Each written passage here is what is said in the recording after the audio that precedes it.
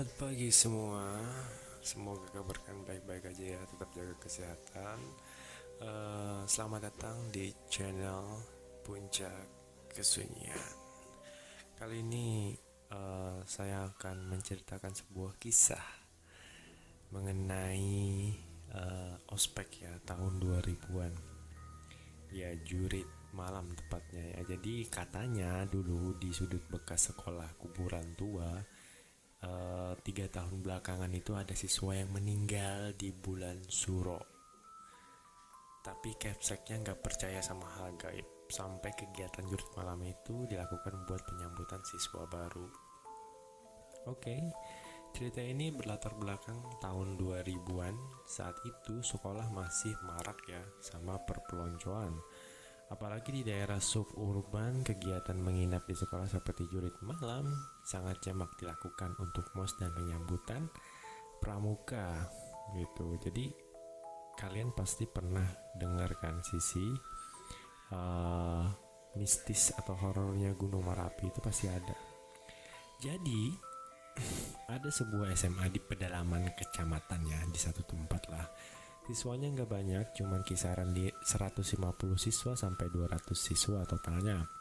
Dan sekolah ini sangat jarang masuk radar sekolah top juga. Jadi sekolah yang emang benar-benar terpencil dan agak terisolasi mungkin.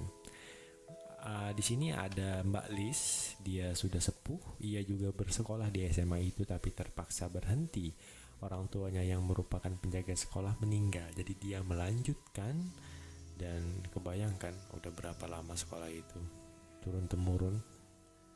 Nah, di sini ada rumor yang katanya kuburan tua di belakang sekolah itu Mbak Lis yang tahu. Jadi di sekolah itu ternyata ada kuburan katanya gitu, dan yang cuman tahu itu Mbak Lis. Jadi tahun ini pendaftaran di sekolah itu cuman sedikit. Masalahnya 3 tahun belakang selalu ada satu siswa yang meninggal misterius di gudang belakang, dan selalu di bulan Suro ya. Kalau kalian pengen tahu bulan Suro itu apa, bisa kalian searching ya. Sehingga banyak warga yang mulai gusar dan enggan menyekolahkan anaknya di sekolah itu gitu. Sekolah lain itu jauh sekitar 25 km dengan akses jalan yang tidak sebagus di kota. Kebayangkan capeknya kayak gimana, cuma 25 km. Kalau di kota mah jalan sudah enak, ada bus, ada kereta ya, enak. Ini kan di perkampungan. Ceritanya ada 5 sekawan nih yang jadi siswa baru di SMA situ. 4 diantaranya teman satu SMP.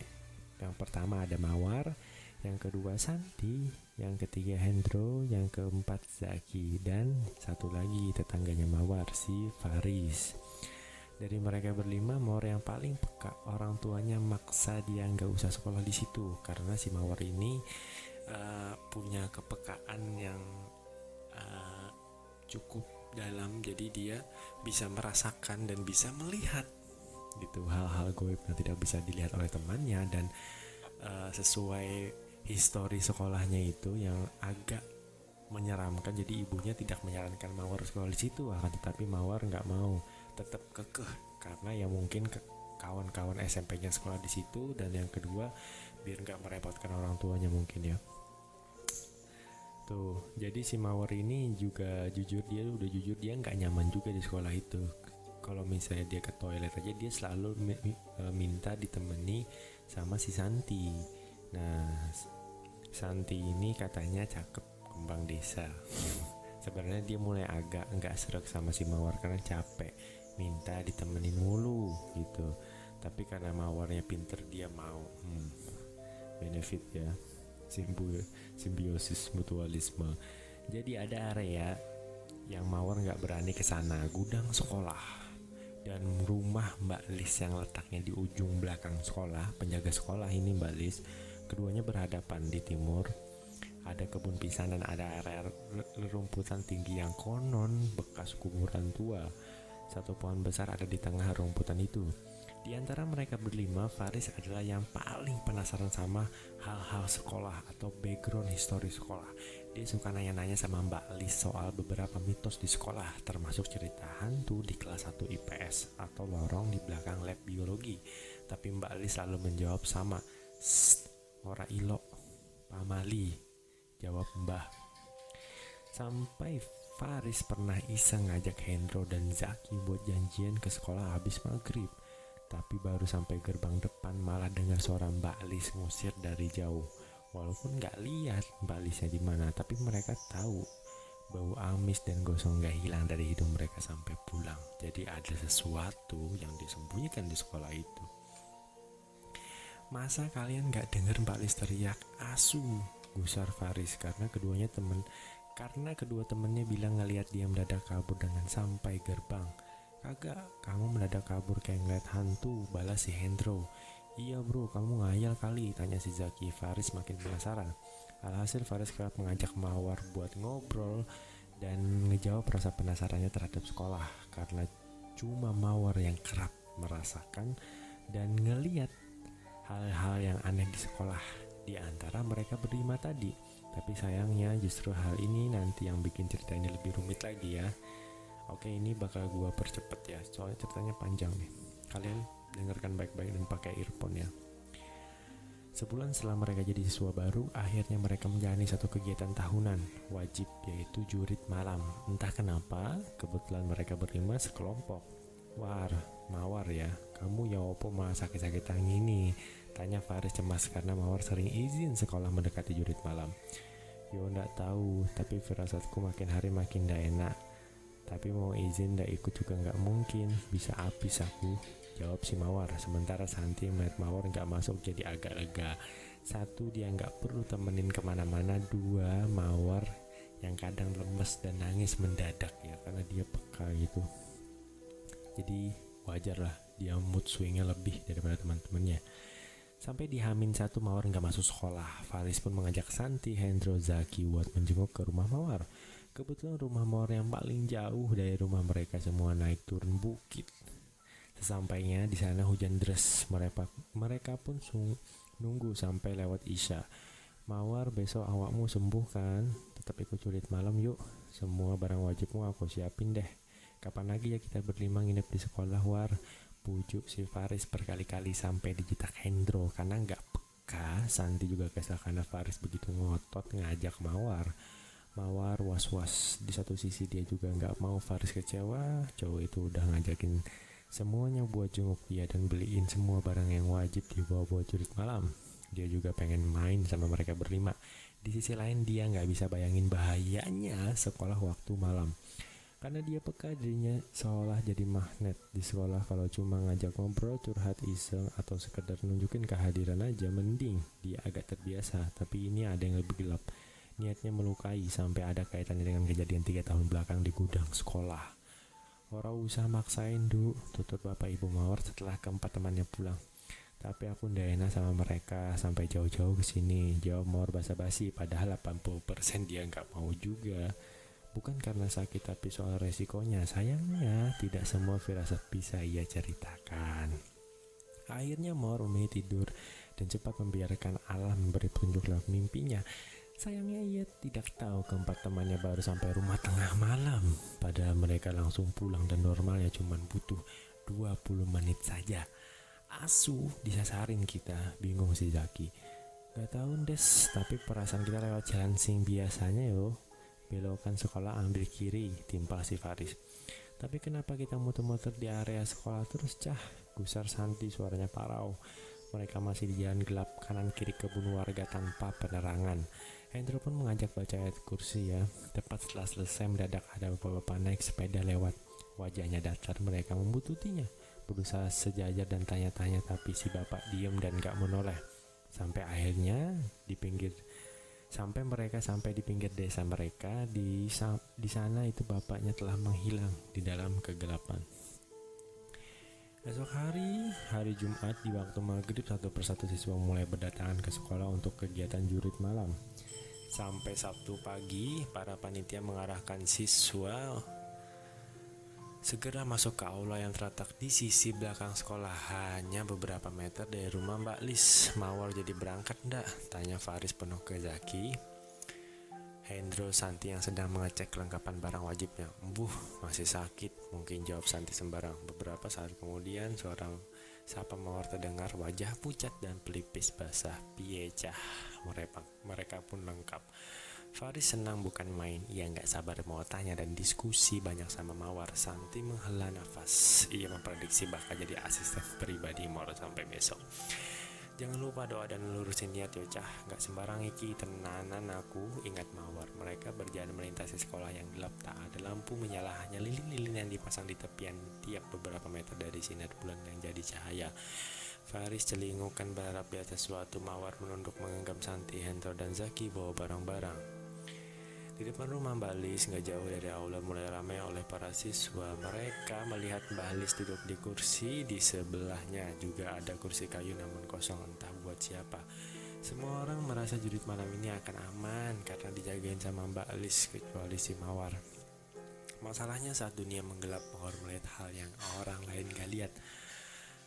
Meskipun bentuknya bayangan semu, seolah gumpalan asap, namun jumlahnya tak terkira. Di pohon besar, di atas atap, di sudut aula, di area rumputan, mereka seolah berputar mengitari Mbak Lis. Mawar tak berani melihat mata Mbak Lis, namun ia tahu dirinya diawasi dari jauh sembari menyesap rokok oleh kakek berumur 80 tahun berpakaian serba hitam. Ayo Towar, buruan masuk, senggah Santi tak sabaran sama Mawar yang terpaku karena mereka mulai dibentaki oleh para senior. Di aula mereka duduk berbaris berkelompok dan ditemani oleh satu senior siswa kelas 11 bernama Cahyo. Cowok itu dengan tegas mengatur duduk mereka berlima. Kita fokus ya dek, jangan melamun, masih panjang, ketusnya. Hendro dan Zaki berbisik, ia tak suka dengan sikap sok seniornya. Usai lengkap mereka semua diberi nasi bungkus dalam waktu 5 menit. Mereka harus menghabiskan nasi tersebut. Setelah waktu habis, puluhan anak belum tuntas makan. Kumpulkan semua makanan di depan, tumpuk jadi satu. Perintah si Cahyo kepada semua kelompok. Dengan sigap para siswa mengikuti.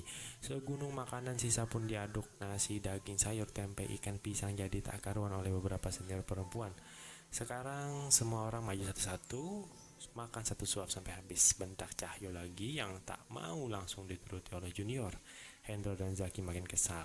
Awas, usai makan mereka diberi hukuman push up 25 kali untuk laki-laki dan 10 kali untuk perempuan karena makanannya tak habis dalam 5 menit. Lantas kepala sekolah maupun alumni hadir untuk memberikan sambutan yang tak dipedulikan oleh para peserta. Mawar yang sejak awal kerap memejamkan mata malah terlelap tanpa sengaja. Saat terbangun, Mawar kaget ia berada dalam aula sendirian. Interiornya pun agak berbeda karena jauh lebih kusam dan temboknya retak. Beberapa sisi atapnya jebol, lantainya bau bangkai dan berdebu. Hanya ada satu kursi di tengah di hadapannya. Firasatnya pun memburuk. Perlahan ia mendengar suara beberapa perempuan meronta, menangis meminta tolong seperti sedang disiksa. Refleks ia keluar langsung dari aula. Namun kosong, tidak ada siapapun. Sepi, sekolah tak ada kegiatan, hanya kabut tebal yang menyelimuti aula dan area luar sekolah. Suara parau pun terus bersahutan, serta suara menyakitkan dari dalam gudang mulai terdengar. Mawar ketakutan, keringat merembas deras. Ia berteriak memanggil semua temannya, namun hanya jeritan perempuan lain di dalam gudang yang menyahutinya. Dari belakang ia sontak mendengar suara langkah kaki berat. Ia tak mampu menoleh. Sedetak jantung, kemudian pundaknya ditepuk. War, Mawar bangun, sentak Faris membangkitkan dari mimpi buruk. Ia linglung sesaat. Cahyo senior gelap tadi memergokinya tepat 30 cm di depannya. Keluar, lari keliling lapangan 2 kali. Hukum si Cahyo. Maaf kak, udah berani, jawab Mawar gemetar. Ia takut lewat gedung belakang. Alasan, pergi lari sekarang. Mas Mawar habis sakit. Kalau boleh kami yang gantikan aja, ucap Faris. Santi pun langsung mengoleskan minyak kayu putih ke Mawar. Nggak bisa gitu. Senior harusnya paham, bentak si Hendro. Iya, jangan mentang-mentang senior. Oh, bagus nih Hendro, suka gue. Perdebatan sengit antara Hendro dan Zaki melawan Cahyo memanas, hingga akhirnya semua peserta diarahkan ke dalam kelas untuk beristirahat. Mbak Lis sudah berjaga di pintu aula, menyuruh panitia bergegas. Bahaya tuh, kalau di sini terus, wayahe gantian. Sudah jam 11:30 malam. Tempat lain, Kepsek dari sekolah itu sudah tertidur terlelap di rumah. Ia tak peduli dengan kegiatan jurit malam. Jika ada apa-apa besok toh aja kita omeli panitianya, pikir si kepala sekolah. Ia baru 2 tahun dipindahkan ke SMA pelosok tersebut. Karena ia dianggap suka tak sejalan dengan para bupati setempat. Jam 12:30 malam semua siswa dibangunkan mendadak oleh para senior. Pintu didobrak, meja dipukul-pukul. Kumpul di depan gerbang. Sekarang 5, 4, 3. Mereka berhamburan dari kelas. Ada yang tersandung saling tabrak. Sejurus kemudian mereka diangkut dengan truk entah kemana. Dengan mata tertutup kain, mereka semua terdiam. Dibawa entah kemana, Faris bermasuk mencari keempat temannya. Namun saat ia bersuara, seorang senior menegurnya. Kalau tak salah, ia tidak tadi melihat sekilas Hendro dan Zaki. Keduanya nyaris adu mulut dengan senior yang membangunkan mendadak. Semoga mereka tetap ikut di truk, batin Faris, tapi sayangnya ia tak melihat Mawar dan Sinta. Truk perempuan pun dipisah, jadi ia tak bisa berbuat apa-apa. Hampir 30 menit yang dingin berlalu hingga mereka sampai di sebuah lapangan kosongan gelap dikelilingi pohonan tinggi dan ilalang. Junior dibariskan berkelompok, Faris dan lainnya langsung cari sumber suara cahaya untuk mengikutinya. Akhirnya mereka bertemu Santi. "Lo mau kemana?" tanya Hendro. "Nggak tahu, aku pas bangun semuanya langsung lari," timpal Santi. Teman kami ndak ada," ucap Hendro ke Cahyo. Cahyo kesal dengan sebutan karena dia senior. Tapi langsung dialihkan oleh mengecek, ternyata satu siswa tak ada. Ia langsung memanggil panitia lain untuk mencari Mawar. 10 menit dikelilingi nihil, semua orang lengkap kecuali dia. Cahyo pun menyuruh temannya menelpon panitia di sekolah. Tak lama kemudian ada komando untuk jurit malam. "Aman lah, paling di UKS sekolah," timpal Cahyo ke mereka berempat. Tiap kelompok mulai jalan bergantian per 3 menit. Faris pun gondok, padahal justru ia ingin dengar banyak cerita horor dari Mawar. Giliran mereka jalan, baru jalan sekitar 100 meter, mereka sudah mulai membelah kebun. Zaki yang di belakang menoleh ke lapangan yang sudah mulai tak terlihat. Tapi ternyata di belakang ada siswa perempuan lain yang gabung di tim mereka. "Sari, kelas 10. Aku disuruh gabung," ucapnya lirih. Zaki mengangguk. Zaki mengajak Sari mengobrol, tapi cuma ditimpa dengan "di sini nggak boleh berisik, harus sopan." "Alah, santai wae."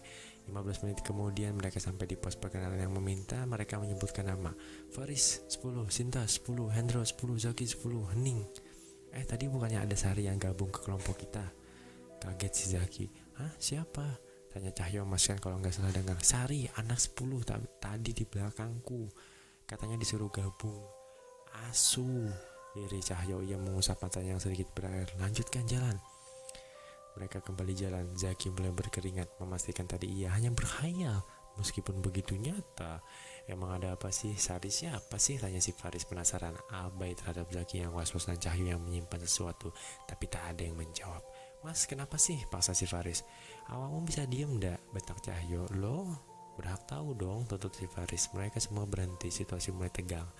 Kalau kamu bilang ketemu Sari, dia itu siswi yang meninggal tahun kemarin, dan dia itu pacar aku." Faris tertahok, kakinya seolah membeku seketika. Yang mereka tak tahu beberapa kilometer dari situ, di dalam gudang sekolah yang misterius tadi, dan tak berani dia masuki siapapun kecuali Mbak Lis, ada Mawar yang terduduk di sudut gudang. Sampai semua tertidur di kelas tadi, ia mendengar suara perempuan meminta tolong. Ia pun berjalan ke gudang. Sesampainya ia di sana, ia berusaha tak mempedulikan sosok yang berterbangan sekitaran pohon dan rerumputan. Ia lebih khawatir dengan suara rintihan di dalam gudang. Seketika seorang memukul tengkuknya dan ia pingsan. Saat sadar ia sudah dalam gudang dengan mulut tertutup. Saat membuka mata, ia melihat Mbak Lis di depannya dengan dupa keris dan buntalan kain putih dan kembang. Ia melakukan tarian aneh sembari menggunakan mantra Jawa kuno. Mata Mbak Lis putih, tangan dan kakinya bergemulai perlahan namun kokoh menari dengan pakaian serba hitam. Mawar ketakutan, ia menangis dan meminta tolong namun suaranya tak keluar.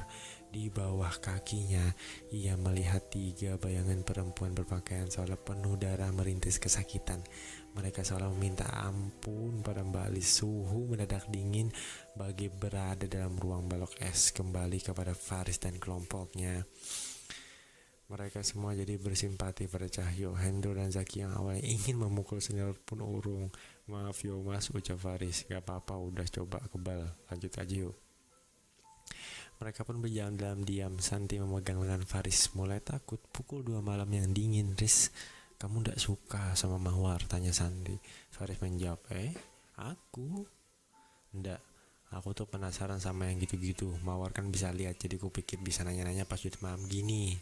Siapa tahu lihat banyak. Oh walah, timpa Santi sembari tersenyum kecil. Sebenarnya sekolah kenapa Thomas bener bekas kuburan? Tanya Faris ke Cahyo. Nggak tahu aku. Mbak Lis itu udah lama jadi penunggu, kok dia kayak tahu banyak gitu. Wis jangan sebut nama dia, bawaanku suuzon terus tar lo. Wis Riz, ucap Zaki menepuk pundak Faris. Ini pos berikutnya yang menjauhnya mas, tanya Santi mengalihkan pembicaraan. Ia merasa suasana di sekitar tak enak. Hutan yang mereka jelajahi pun terasa berbeda, seolah pepohonannya membesar 3 kali lipat. Mereka tampak begitu kecil sejajar dengan ilalang. Mereka pun berhenti mengamati sekitar. Cahyo yang mensurvei rute beberapa bersama panitia lainnya kemarin siang merasa tak mengenal tempat itu. Kita nyasar deh, balik arah, ujar Cahyo mencoba tenang. Loh, piye toh? Kesal Hendro. Harusnya bener, kita dari tadi nggak keluar jalur kok. Aneh.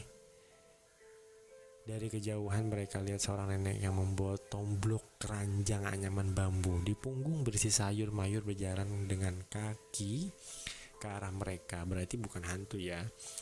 Ia mengenakan kebaya sederhana warna pucat dan berbalut kain batik. Mau kemana Cah? Baguslah Cah, yuk. Balik ke lapangan toh mbah, kami nyasar. Iya, tak menaruh curiga karena banyak pasar memang buka dini hari. Mungkin si mbak ini hendak berjualan. Nono aku ke pasar wayo, ngancani si mbah, ucap nenek tersebut. Mungkin ikut aja sama nenek gitu, ikut sama mbah gitu.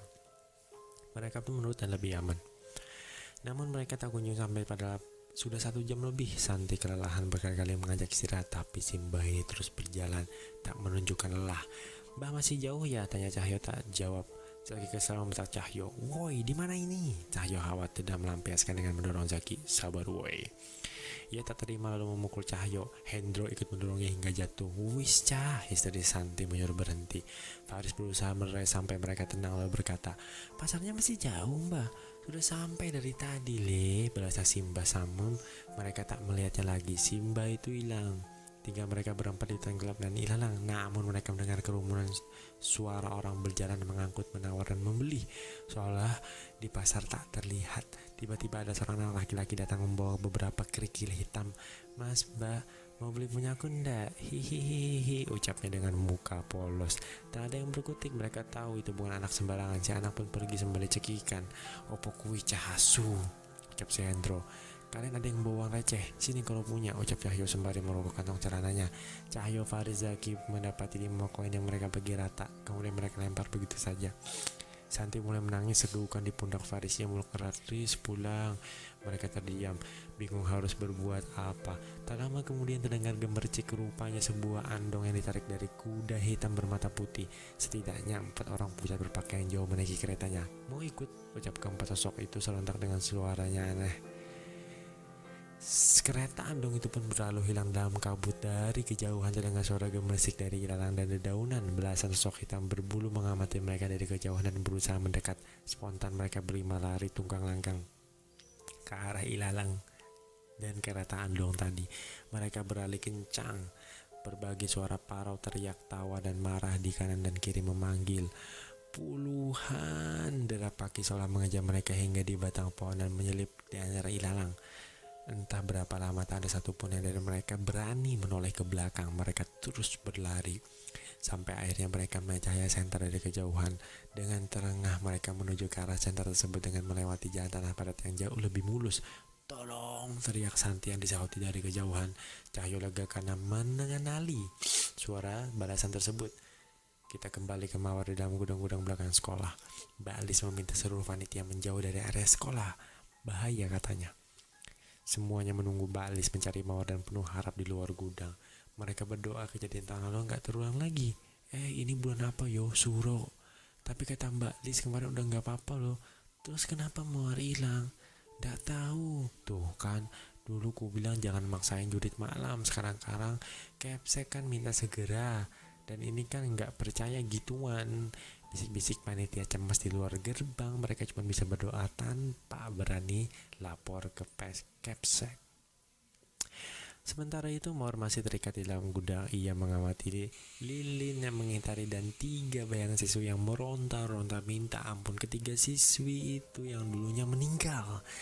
Sementara Mbak Alis mulai meramu dupa, kembang, dan beragam bahan lainnya. Ia seolah memanggil sesuatu.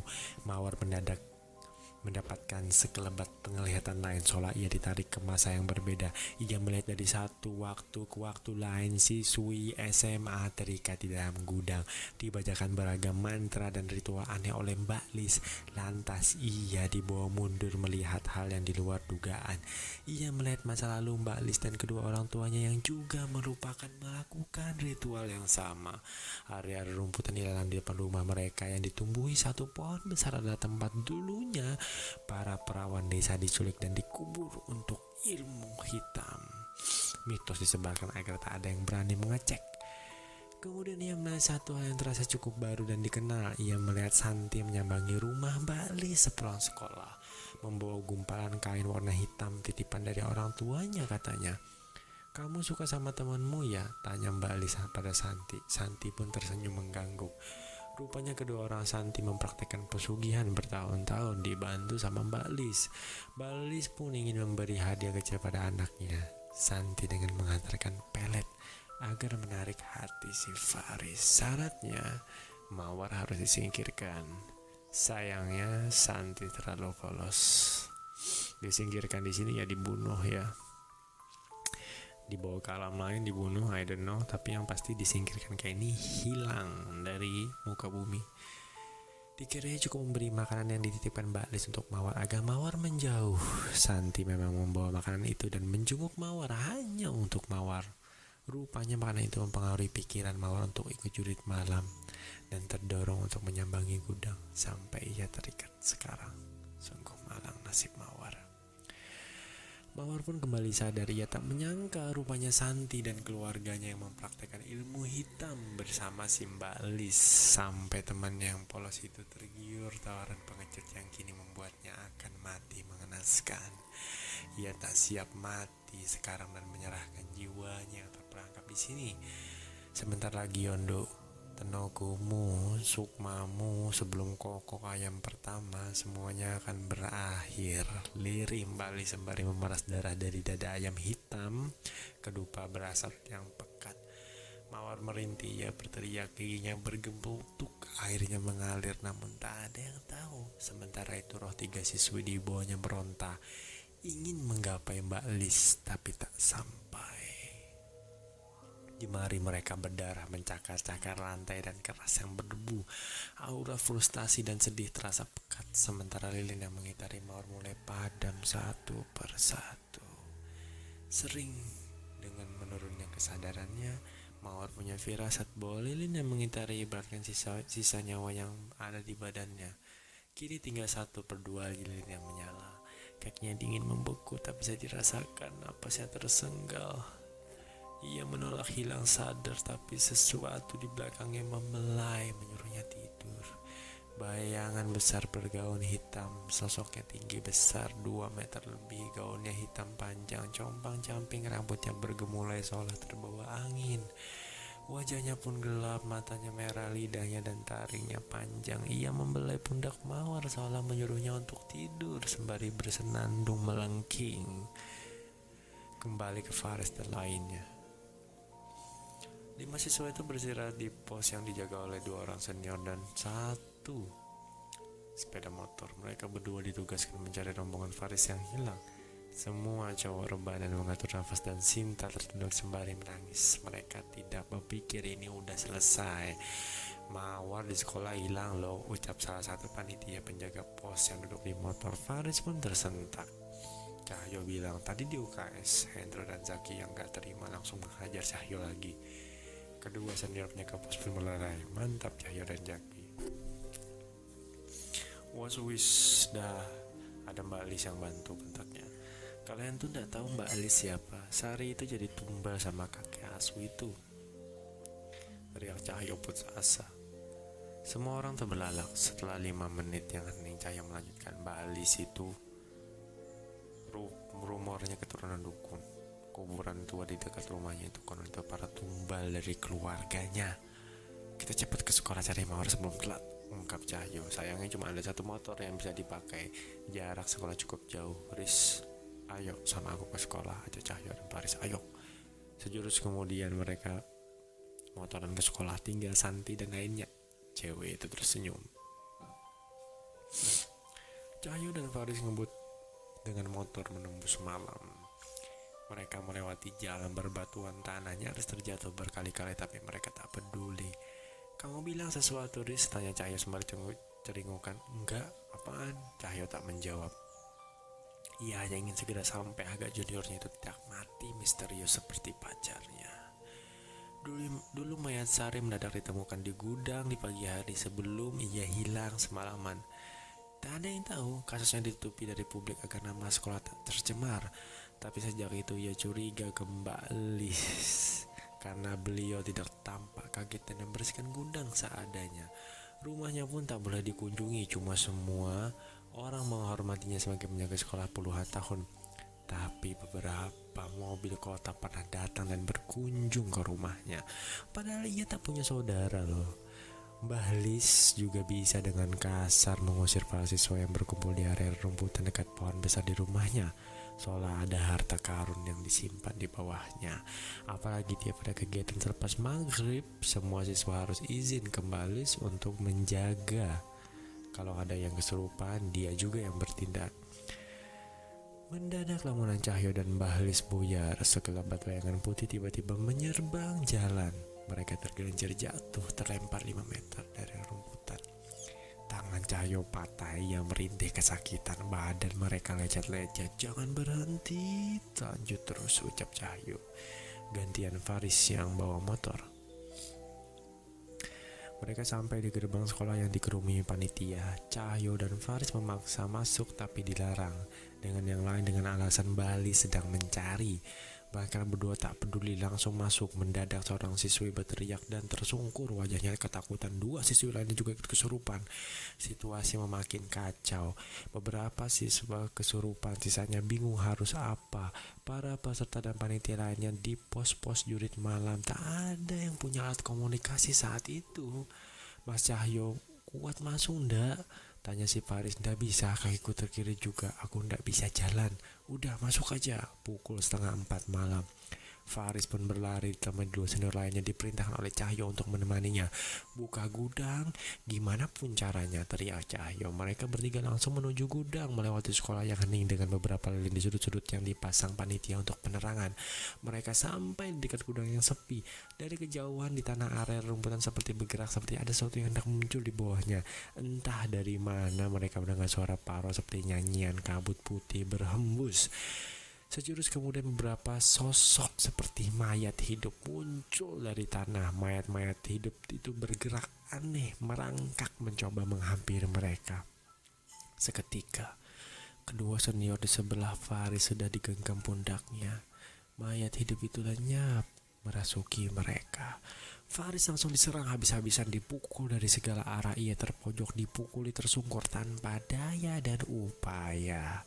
Ia terperongsok ke dalam lubang tempat para mayat hidup tadi berasal. Semua senior yang kesurupan tadi mulai menimbunnya dengan tanah. Faris meronta berusaha melawan, tapi kekuatan mereka di luar nalar. Separuh badannya sudah tertutup tanah sampai akhirnya ia menemukan celah dan lari ke dalam gudang. Gudang terkunci dari dalam, tapi Faris yakin Mawar ada di dalam dan dalam keadaan sekarat. Rasa bersalah, takut, marah, kesal bergurumul di dada Faris karena Faris yang mengajak Mawar untuk datang ke jurit malam dan dipengaruhi oleh jampi-jampi Mbak Lis lewat perantara si Santi tadi. Saat terbangun ia sudah dalam gudang. Faris duduk terikat di kursi bersebelahan dengan Mawar yang lemas tak berkutik. Kedua senior yang kesurupan tadi pingsan di pojok. Tinggal 3 buah lilin yang menyala. Bali sudah hampir menyelesaikan ritualnya. Seekor ayam hitam dikejang-kejang di depannya, menghabiskan darah yang mengalir. Ketiga roh siswi perempuan yang dulu tewas melayang-layang mengitari mereka. Sosok hitam di belakang Mawar menyeringai seram. Mawar, bangun Mawar, teriak Faris meski dengan mulut terikat kain. Mawar menoleh perlahan, wajahnya pucat seperti salju. Ia sudah tak merasakan badannya yang dingin membeku. Balis pun berdiri membawa kain putih dan menutupi Mawar dengannya. Faris meronta marah, takut dan dendam. Ia berusaha melompat menyelamatkan Mawar dengan badan terikat di kursi yang membuat jatuh tersungkur kesakitan. Balis memandanginya, sabar Yole, giliranmu nanti. Mawar yang sudah tertutup kain putih dijampi-jampi Balis. Ia diciprati air dan kembang dari gelas kaca lalu menggerang. Pertama kalinya Faris mendengar suara manusia separau dan sesakit itu. Hatinya teriris, tak bisa membayangkan sakit yang Mawar rasakan, yang sambil terikat seolah ia bisa merasakan nyawanya dicabut. 32 lilin yang menyala redup. Kursi yang Mawar bergerak-gerak lalu terangkat 2 meter. Erangan sakit Mawar makin menyayat kulit siapapun yang mendengarnya. Faris melihatnya ngeri. Ia menangis dan berguncang ingin lari tepat saat lilin terakhir tersisa. Kursi itu jatuh ke lantai bersamanya Mawar. Sekejap kemudian kain tersebut menutupi kursi, membalutnya dengan sempurna seolah tidak ada siapapun di dalamnya. Faris bergidik ngeri, kemana Mawar? Teriaknya tapi tidak ada suara yang keluar. Balis memandanginya, tengkuknya sampai pingsan. Balis lalu merapikan barangnya. Pukul 4 dini hari. Setelah semua dupa, kain kursi bangkai ayam tersebut disingkirkan dengan rapi tanpa jejak. Balis mengendong satu persatu siswa yang pingsan tadi ke gubuknya. Ia membacakan mantra aneh dan menenggukan air minum pada mereka. Ayam mulai berkokok sayup-sayup. Para panitia yang dari awal nunggu di gerbang mulai kedatangan para peserta jurit malam yang tidak tahu apa-apa. Mereka yang tadi kesurupan mulai tenang. Cahaya sendiri sedang beristirahat di klinik kabupaten. Ia diantar panitia lain tak lama sejak Faris masuk ke sekolah badannya penuh perban. Di antara panitia yang berkumpul mulai muncul desas-desus soal Mbak Lisa Neka sebagai dalang dari pembunuhan 3 siswa sebelumnya hingga hilangnya Mawar. Tapi sebagian dari mereka memilih untuk diam, takut berspekulasi. Sampai dari dalam sekolah Faris dan 2 seniornya datang. Mereka tertunduk. Maaf Yocah, kami sama Mbak Lisa sering Mawar di sisi sekolah tapi tidak temu, ucap Faris datar. Riz, sing serius kamu, udah cek semua sampai gudang, teriak Hendro menarik ke arah bajunya. Iya Andrew, ini badanku penuh tanah sampai nggali-gali sama Mbak Lis, khawatir ada yang bawa. Santi pun menerjang Faris memeluknya. Cowok itu menepuk kepala Santi perlahan menenangkannya. Santi tersenyum dengan licik. Hendro dan Zaki kehabisan akal, mereka tak terima teman baiknya hilang begitu saja. Kedua panitia yang ada di sekitar mereka hajar meledak hingga dilerai. Mantap Hendro dan Zaki, salah musuh. Beberapa minggu kemudian Mawar dinyatakan hilang. Keluarganya berhari-hari mengadakan tahlilan tapi tidak ada kabar baru. Cahyo pindah sekolah, ia stres, ia tak berani lagi berurusan dengan sekolah itu. Faris Santi jadi makin dekat berkat tuntutan Hendro dan Zaki. Ketua jurit malam dikeluarkan. Kemsek bersikeras menutupi kasus ini dengan pihak keamanan dan lurah setempat agar tidak menyebar. Mereka khawatir bisa ditarik ke meja hijau jika diteruskan. Alhasil, berkali-kali utusan dikirim ke rumah Mawar agar legowo. Keluarga Mawar yang bukan siapa-siapa pun hanya bisa menerima. Sementara itu Mbak Lis memutuskan untuk berhenti jadi penjaga sekolah. Gubuknya dibiarkan begitu saja. Ia pun pergi diantar oleh keluarga Santi dengan mobil ke sebuah rumah baru miliknya yang cukup besar di seberang kota. 4 kamar kosong di rumahnya ia tempati bergantian tiap malam, seolah ada penghuni lain. Oke, ceritanya udah habis. Jadi kesimpulannya dan endingnya adalah Faris dan 2 senior lainnya itu dijampi-jampi sama Mbak Lis supaya kegiatan yang tadi malam, hal-hal bukti-bukti yang dia lihat itu dilupakan atau melupakan hal-hal kegiatan seperti itu. Jadi Paris dan dosen-dosen ini dijampi-jampi, jadi dia nggak ingat apa-apa lagi, dan seolah-olah Mbak Lis ini bukan pelakunya. Terus yang kedua, Raga dan Sukma Mawar pindah dimensi, kemudian jadi budak Mbak Lis mungkin ya, sama seperti 3 korban siswa lainnya, dan disimpan di kamar Mbak Lis di rumah barunya. Oke DN. Thanks untuk Angga Fauzan ya di Twitternya, bisa kalian cek tweetnya ini, terima kasih. Gitu kan, jadi ceritanya ini tahun 2000-an, berlatar belakang tahun 2000-an. Ngeri, itu ngeri banget. Kasihan Mawar gitu kan.